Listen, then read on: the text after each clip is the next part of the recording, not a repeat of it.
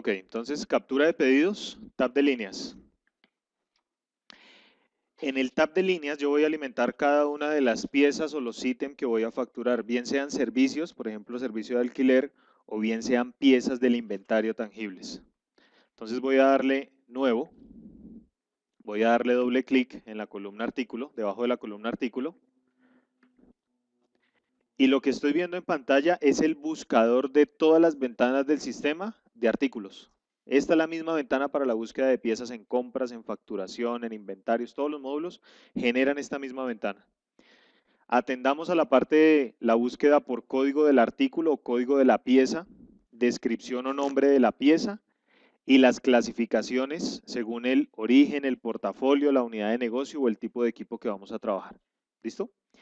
Si yo no le aplico ningún filtro y simplemente le digo refrescar o F5, lo que el sistema hace es que trae todo el catálogo full de artículos. ¿Listo?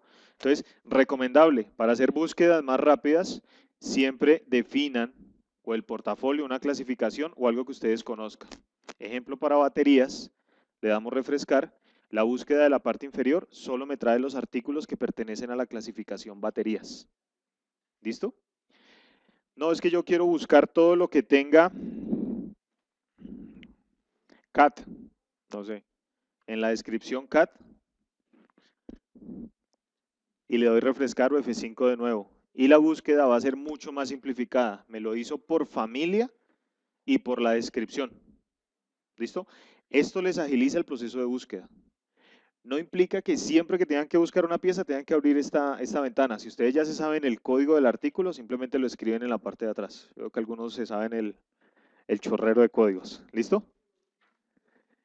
Mostrar artículos con existencia, cuando yo lo marco, lo que hace es, de todo lo que yo tengo filtrado ahí, va y me dice que tiene existencia. ¿Dónde? No lo sé todavía, no sé en qué bodega, no sé en qué localización, pero sé que tiene existencia en el inventario de ISEC, en este caso. ¿Listo? Entonces, para el ejemplo, voy a agarrar este. Ha sido nuestro artículo insignia.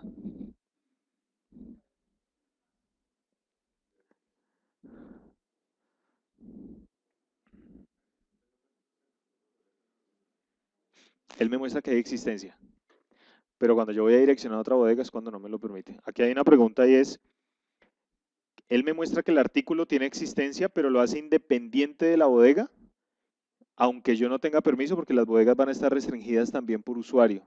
Entonces el sistema en esa búsqueda me muestra que el artículo tiene existencia en alguna bodega. Puede que no sea una bodega donde yo tenga permisos. Pero cuando yo intento cambiar la bodega a facturar, que es una de las columnas que nos van a aparecer en esta captura, cuando yo intento cambiar la bodega, no voy a ver esas bodegas sobre las que no tengo privilegios. Entonces sé que el artículo tiene existencia, pero no está en una de mis bodegas. Ya vamos a ver una búsqueda más ampliadita de eso. Sobre este tab, le doy doble clic antes de la primera fila, antes de la primera columna, y el campo de descripción del artículo es editable. ¿Listo? Yo puedo modificar, cambiar, adicionar algo al texto de cómo está creada esa pieza originalmente en el catálogo del inventario. Esa modificación que yo haga, de ahí para allá, es una modificación que le pertenece solo a ese pedido. No quiere decir que la pieza en el inventario cambie de nombre, sino es únicamente para el pedido. Algún comentario adicional, alguna especificación que deban hacer, la pueden hacer en la descripción. ¿Listo? Ok. Fecha prometida es la fecha que tengo sugerida en el tab general cuando ingresé. Es la misma que él me está sugiriendo en ese momento. Pero yo puedo variarla por cada línea o por cada pieza que esté capturando acá. Puede que yo a unas me comprometa a entregarlas el día de hoy, pero otras las voy a entregar el 2 de enero. ¿Sí? Es importante porque pueden construir ustedes más adelante sobre la base de datos algún tipo de informe de indicadores o trazabilidad basado en esas fechas. Hoy en día el sistema tiene donde capturar la información, pero todavía no tiene ese tipo de informes. Pero está disponible la información para que ustedes los capturen o creen esos reportes, compañía de sistemas. Precio unitario. El precio que me está trayendo el sistema viene cargado de la lista de precios. ¿Listo? El sistema está buscando en el tab general, en el nivel de precios L001 y en la versión que se encuentra aprobada, que es la versión 3. Ahí es donde está yendo a buscar el precio para sugerirlo para ese ítem. ¿Listo? Columnas. Vamos a tener la cantidad pedida, que es la cantidad o unidades que se están pidiendo por parte del cliente ISEC. Eso es lo que yo modifico ahí. Entonces coloquémosle una cantidad. Ok. 12. El sistema sugiere por defecto la cantidad a facturar. Vamos a ver que para facturar o para remisionar, depende de lo que yo haya elegido en el tab de otros. En este caso yo elegí que de este pedido voy a generar una factura. La columna se llama cantidad a facturar, esta que está acá. Esas son las unidades que se van a facturar después de que yo termine de grabar el pedido. Voy a hacer primero la grabación del pedido y luego me voy a concentrar en la columna de cantidad a facturar, que es desde donde yo emito la factura de este pedido. O sea, siempre tengo que trabajar sobre el mismo pedido. ¿Listo? Los campos de localización corresponden a la localización de la bodega de donde yo lo voy a emitir. Con los iconos de la barrita con el menos, veo la menor cantidad de columnas que deben ser capturadas. Lo mínimo que yo debo capturar es el código del artículo, la cantidad que se pide y la cantidad que se va a facturar. Eso es lo mínimo. Con el icono de columnas estándar, veo la cantidad estándar de columnas de mi captura. Ok. Me adiciona la descripción, el precio unitario y el porcentaje de descuento. Y con las totalidad de columnas estoy viendo todas las columnas disponibles en la captura de ítems. Código del artículo, unidad de medida que tiene el artículo en el almacén. No es modificable, pero lo que yo registre en el campo de cantidad pedida, yo lo tengo que estar digitando en función de esa unidad de medida del almacén. ¿Listo? Porque es la unidad en la que yo almaceno el artículo. Y aquí aparece el check de bodega. Entonces, la bodega sugerida en este momento para el pedido, él me la está trayendo del tab general de la bodega por defecto que tiene el pedido. Esa bodega a Medellín y a Cali siempre le va a salir, porque es la bodega que tiene por defecto el sistema asociado. Entonces, cuando estén capturando el pedido, pues variarán por la bodega de cada uno de ellos. ¿Listo? Y esta misma bodega que tenemos acá marcada es la bodega que el sistema está sugiriendo para cada artículo. ¿Listo? El primer estado de un pedido es normal. Vamos a corrernos para allá para ver otros campos. Vamos hacia la derecha para ver otros campos disponibles. La cantidad pedida, las unidades que fueron pedidas en unidad de detalle y en unidad de almacenamiento. No solo en las unidades del almacén, sino en la unidad de almacenamiento. La unidad de detalle es porque el sistema es capaz de llevar 2 unidades de medida por cada artículo. Entonces, en un campo yo podría estar expresando unidad de medida metros y en la unidad de detalle podría estar hablando de centímetros o kilos y gramos. Podría estar llevando 2 unidades simultáneamente para la captura. ¿Listo? Las unidades que se van a facturar, las cantidades que se encuentran reservadas, que son las que estamos viendo al extremo derecho. Entonces, toda cantidad que yo guardo dentro de un pedido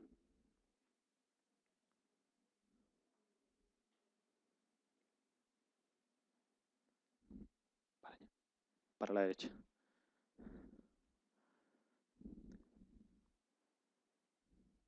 No tanto.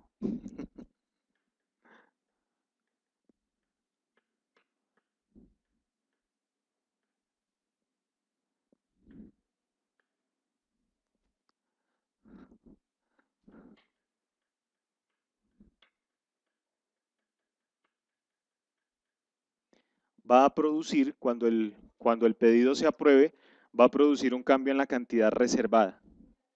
La cantidad reservada son las unidades que se pidieron y después de que se apruebe el pedido, las unidades que el sistema reserva automáticamente para el cumplimiento de ese pedido.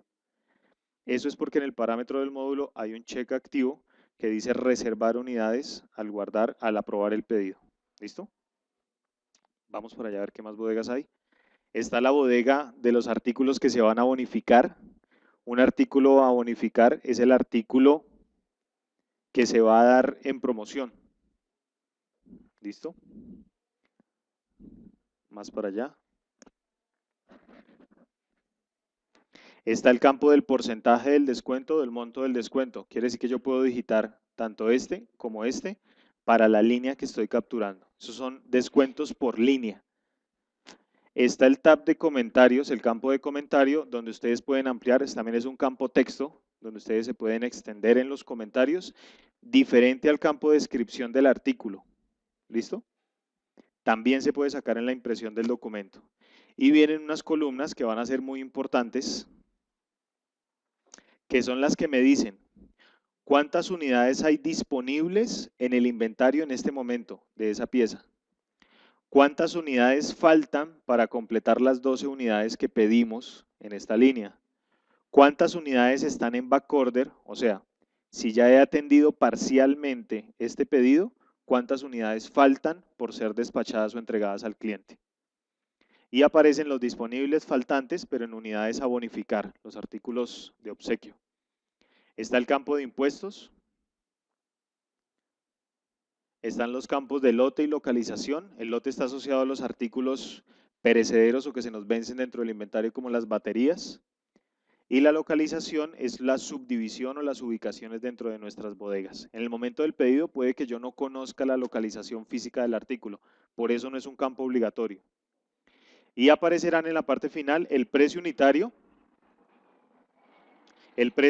más el impuesto 1, o sea, más el IVA, el centro de costos por defecto y la cuenta contable que el sistema está sugiriendo.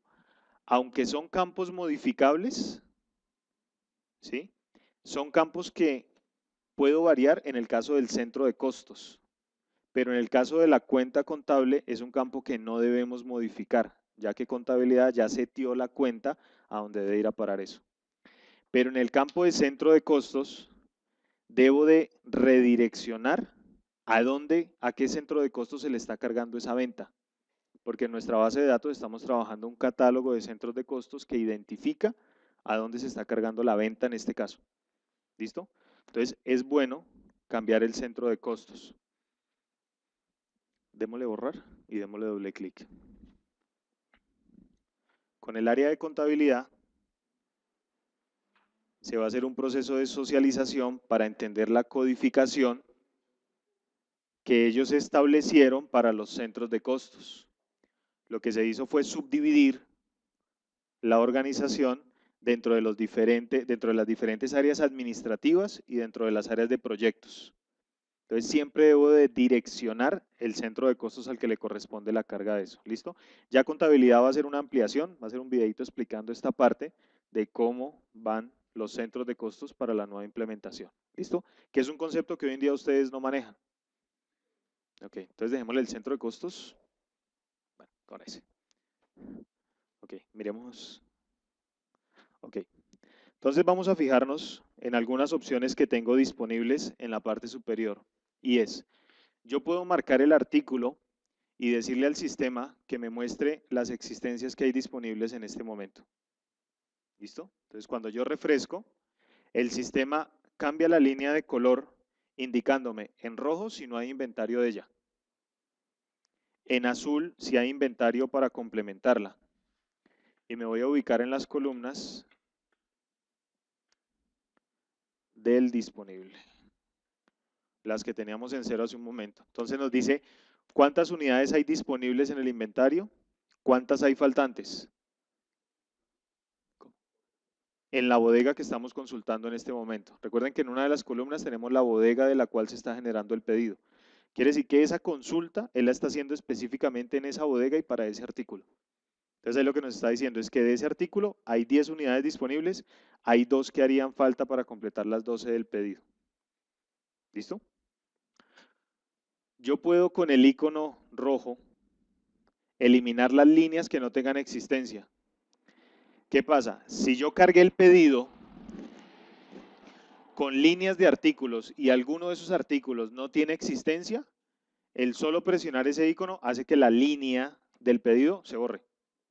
Cualquier modificación que yo le haya hecho al nombre igual se borra. Él borra la totalidad de la línea y solo me deja los artículos para los que yo tenga existencia para atender.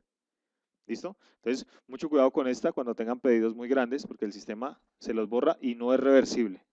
¿Listo? Ok. Guardo.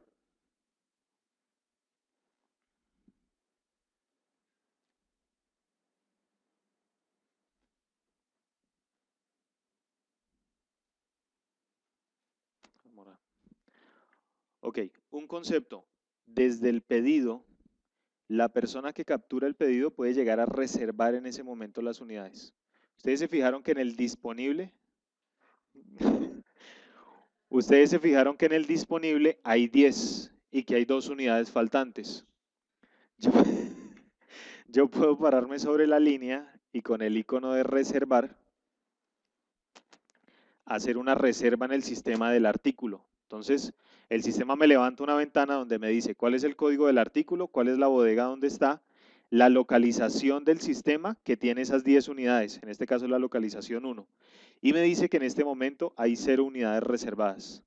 Entonces le digo reservar, reservada, disponible, a reservar. Vamos a reservar solo 5 o 6. No, ese como no maneja lote. ¿O sí? ¿Ese lo pusimos a manejar lote? Creo que no. Si manejara lote, el sistema nos lleva a la fecha de vencimiento ahí del lote. Entonces nos pide de las 5 unidades cuál es el lote que vamos a reservar en ese momento. ¿Listo? En este caso él no maneja lote, por lo tanto no nos pide el campo de fecha vence. Reservamos.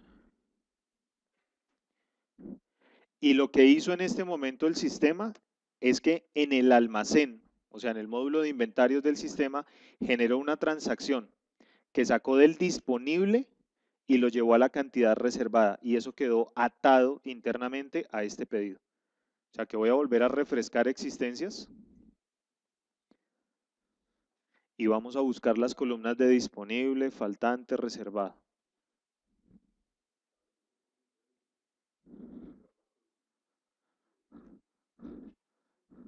Ok, entonces vamos a emplear para no estarnos desplazando de derecha a izquierda el icono que está en el video de introducción, que es el icono de personalizar columnas. Todas las que aparecen en esa captura son las columnas disponibles. Yo lo que puedo hacer es definir cuáles son las columnas que yo usualmente empleo. Entonces yo puedo desmarcarlas todas y decirle que para mí la captura del artículo, ni siquiera la de la línea, la del artículo, la descripción porque la modifico, la unidad de almacenamiento, la bodega de donde se factura, el estado para que me vaya informando, la cantidad pedida, el precio unitario, cantidad pedida, cantidad facturar, la cantidad reservada, el porcentaje de descuento y monto, los campos informativos de inventario disponible, inventario faltante, inventario en backorder, ok, el total del documento, el centro de costos porque es un campo que vamos a modificar y le decimos aceptar. Quiere decir que nuestra captura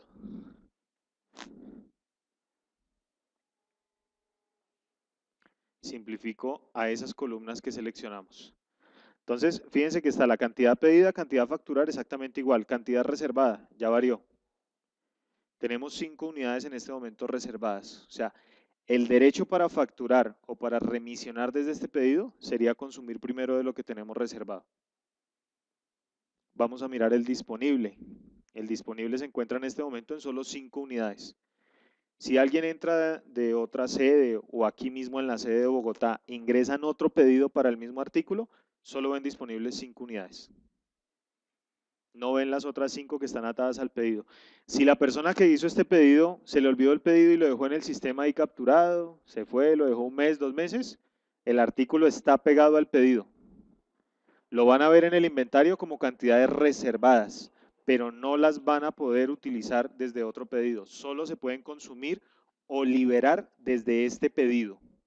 ¿Listo?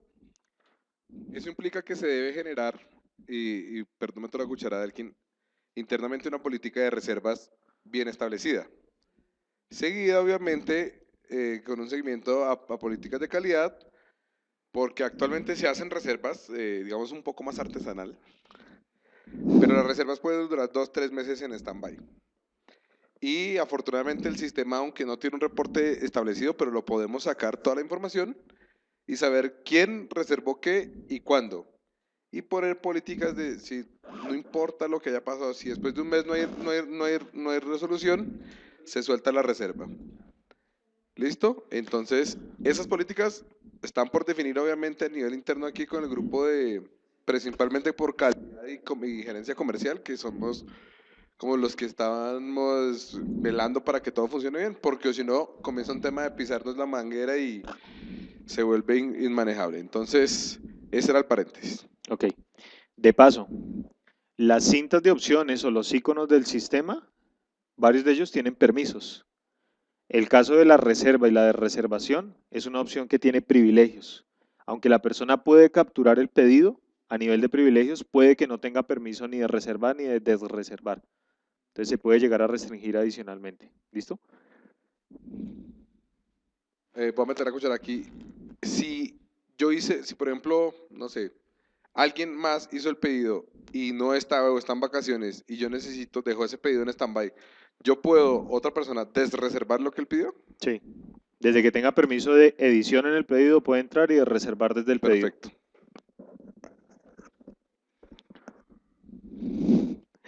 Ok. Siguiente icono, la desreserva. Las 5 unidades que en este momento se encuentran en la columna de cantidad reservada, yo las puedo reservar mientras tenga marcada la línea. Recuerden que en esta ventana puedo tener 10, 20, 30 ítems. Entonces sombreo la línea que voy a desreservar y procedo con el icono de reservar artículo. Y el sistema lo que me dice es, 5 unidades son las que están disponibles, 5 son las que están reservadas y se van a desreservar las que yo defina. Puede ser que de las 5 que tengo reservadas solo vaya a devolver 2. Entonces van a quedar otras 3 allá. Entonces, hagamos el ejercicio. Vamos a devolver 3 unidades al disponible y vamos a desreservar. Esto está generando una transacción en el módulo de inventarios que está reversando la transacción anterior. Entonces en el almacén, en el Cardex del almacén, allá está el seguimiento de qué usuario, con qué transacción, de qué pedido originó una reserva y en este caso, quién generó una desreserva del sistema. 2 unidades reservadas y el disponible. ¿Sí? Se encuentra con 8 unidades en este momento. ¿Listo? Ese es el manejo de reservas. Ojo, este iconito que yo tengo acá, en la parte inferior, es el icono de reserva a nivel de línea, a nivel de ítem, el ítem que yo seleccione en la parte inferior de la ventana. Pero también existe un icono arriba para reservar todo el pedido o para desreservar todo el pedido. ¿Listo? Cumple la misma función, solo que lo hace para todas las líneas que yo tenga ahí. Okay. Alternos. Son artículos sustitutos. Quiere decir que no tengo el CADEX, pero tengo el CADEX 1 que es exactamente igual. Yo puedo abrir la tabla de artículos alternos y seleccionarlos. ¿Listo? Es como una equivalencia de productos, o de ítems, o de piezas. En el catálogo de artículos hay que crear esa equivalencia. Es decir, el CADEX puede ser sustituido por el CADEX tipo 1 y tiene una equivalencia de 1 a 1. Es decir, que entregar un CADEX es lo mismo que entregar un CADEX 1. O puede tener una equivalencia de 2 a 1. Un CADEX me lo sustituye en docs CADEX tipo 2. Entonces, esa equivalencia la creo allá. Eso se da en el caso de que yo no tengo el artículo principal, pero tengo un alterno en existencia que me lo sustituye. ¿Listo? Funcionalmente. Miren el color rojo bonito porque no hay inventario para atenderlo todo. Dice, recalcular precios. Cada vez que yo hago una modificación en el precio unitario, en la cantidad, en el porcentaje de descuento, en el IVA, en la línea, con este icono puedo volver a recalcular los precios para los artículos que tengo seleccionados. Perdón. ¿Listo? Entonces, no encontró ninguna variación en esos campos, no hizo ningún cálculo adicional. De paso, siempre que el sistema les genere un aviso, léanlo, completico, para que le puedan contestar favorablemente o desfavorablemente. ¿Listo? No los omitan. El icono del lápiz. Asigna la columna de cantidad a facturar, que es la que tenemos por acá, en 0. ¿Listo?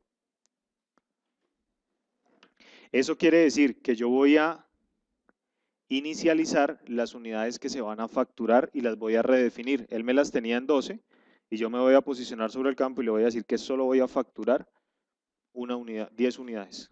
¿Listo? Eso es lo que implicaría. Siguiente check. Restablecer cantidad a facturar. Entonces, reversa lo anterior. Coge las unidades que están en la columna de cantidad pedida y las sobrescribe en la columna de cantidad a facturar. Ahí están, las mismas 12 unidades. Estas dos quedan iguales, cantidad pedida con cantidad a facturar. El icono de la cajita de sorpresas es una consulta del artículo. Simplemente va y me muestra cómo está configurado el artículo en el sistema y si tuviese la foto en el recuadrito traería la foto de la pieza en el sistema. Tab de otros me trae cómo está configuradas las clasificaciones del artículo. Todo esto es a modo consulta. No me deja modificar nada del artículo, me está consultando el artículo.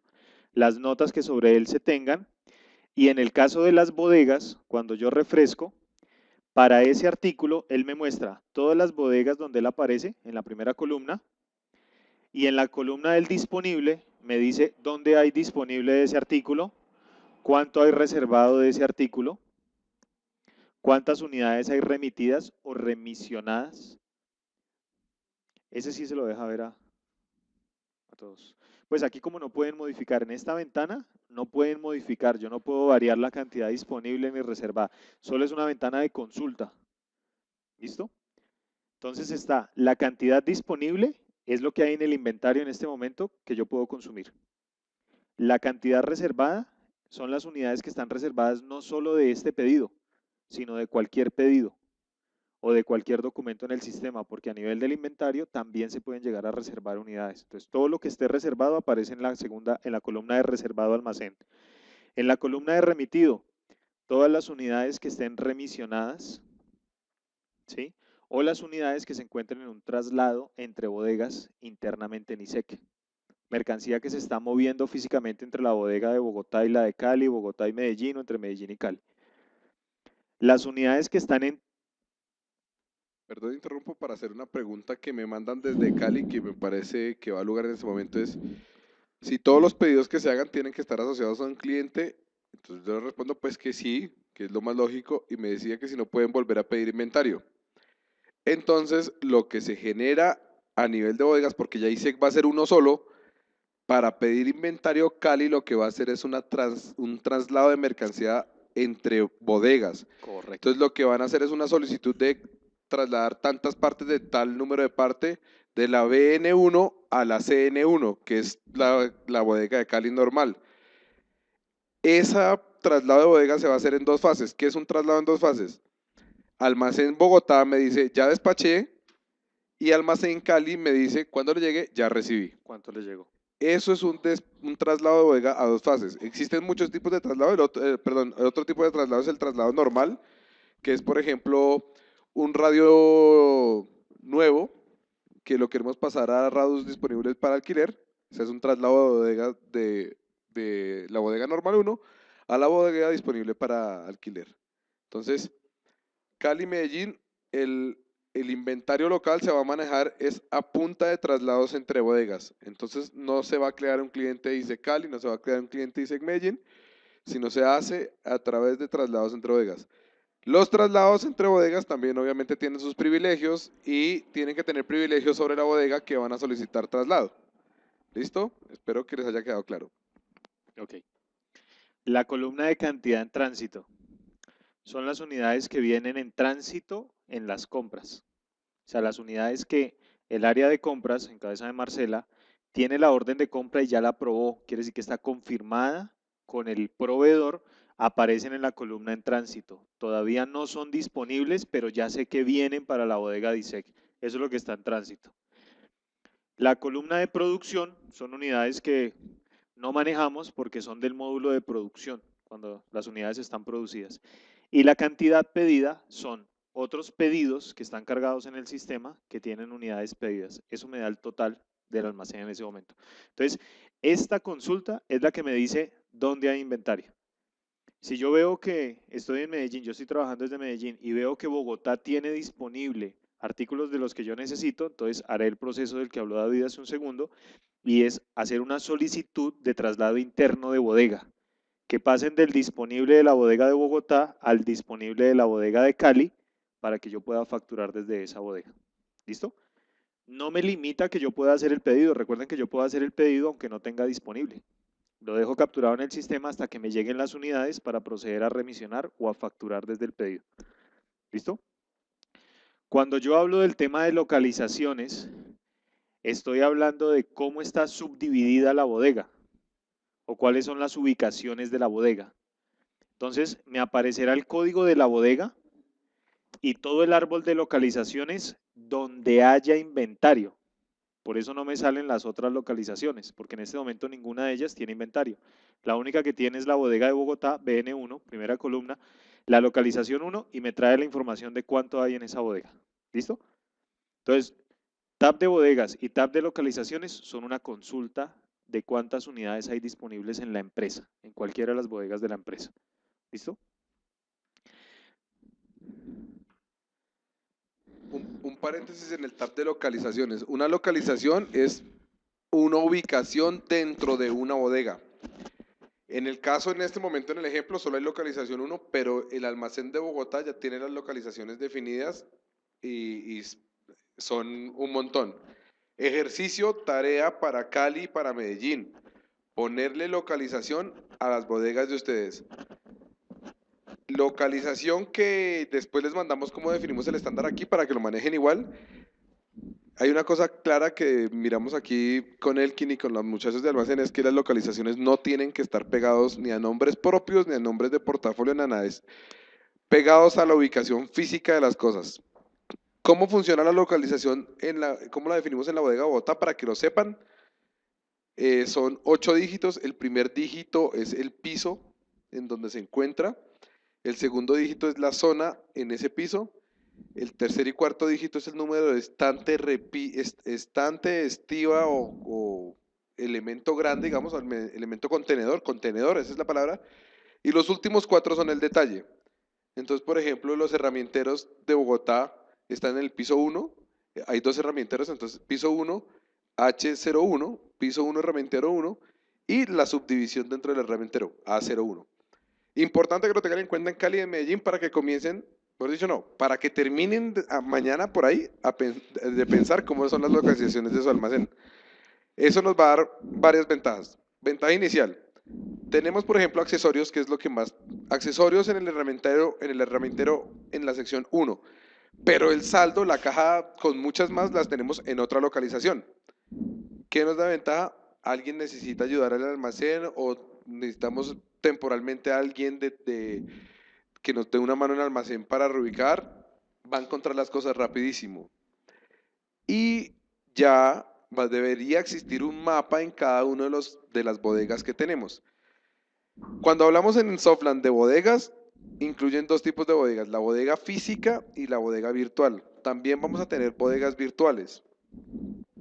Bodegas virtuales como, por ejemplo, bodega de usados no disponibles. Son las bodegas de los radios o de cualquier elemento que esté en alquiler que no tengamos nosotros, sino que las tenga el cliente. BU1, por ejemplo, esa es la bodega de usados disponibles. BN1, CN1 y MN1 son las bodegas de Cali, Bogotá y Medellín, las normales, o sea, donde se almacena lo que se vende. Tenemos otras bodegas que son las de papelerías e insumos para hacer pedido. O sea, eso no se factura, no es una bodega de cosas a facturar ni a inventariar, pero sí de llevar el control. Y está la bodega interna, que lo usamos, por ejemplo, cuando saquemos cosas del inventario para uso interno. Ejemplo, el radio para pruebas, el demo, las cosas del showroom. Entonces, esas son las bodegas que existen actualmente. La parte de localizaciones, Cali, Medellín, se lo súper recomiendo. Ahorita más tarde, cuando terminemos la capacitación, después del mediodía, hacemos una conferencia para que ustedes miren cómo se está, les mandamos una hojita con el estándar que definimos para que todos manejemos el mismo lenguaje. Qué pena por el paréntesis. Ok. En el tab de precios, lo que veo son las listas de precios con las diferentes versiones que ha tenido el ítem. O sea, cómo ha sido la variación de precios histórica del artículo. Esto va asociado a la lista de precios que ella tiene asociada. Y en las especificaciones, si estuviéramos hablando de un artículo que maneja lote y que tiene algún tipo de atributos, ejemplo, un amperaje, el voltaje, la potencia máxima, que pueden ser atributos de un lote específico, aquí estaremos viendo esos atributos y cómo se dan las configuraciones de ellos. ¿Listo? En nuestros artículos, ninguno de ellos maneja atributos, entonces este tab no nos va a presentar información inicialmente en el sistema. Entonces, eso lo hicimos con el icono de la cajita. ¿Listo? El siguiente icono, tal vez ya lo conocen del video introductorio, que es la exportación de información a Excel, que no la vamos a hacer en nuestro equipo actual porque no tenemos un Excel disponible. El siguiente icono es para bloquear la captura. Cuando yo lo dejo activo, fíjense que él queda como presionado.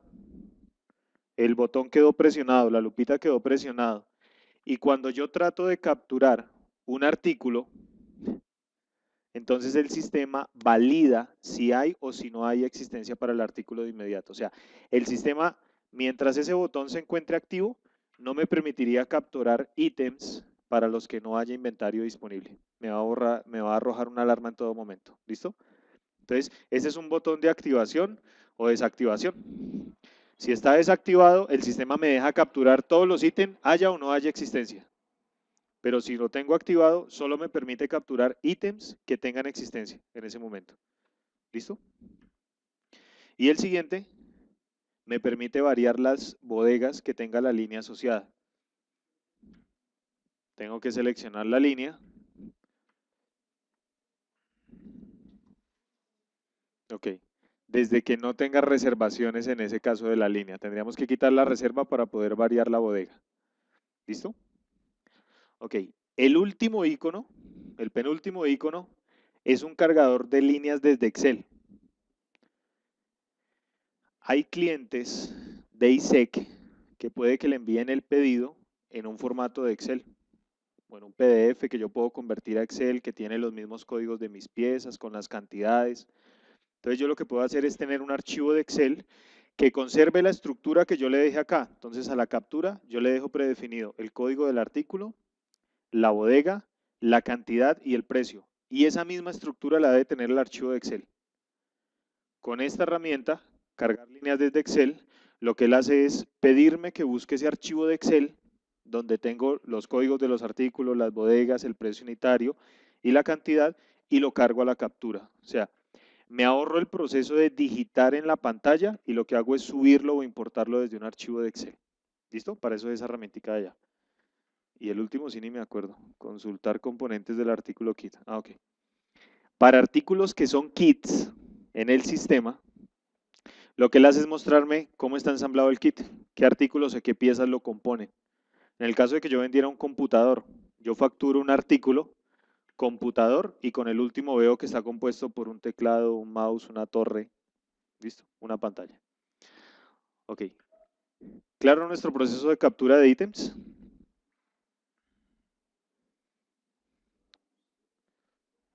Eso.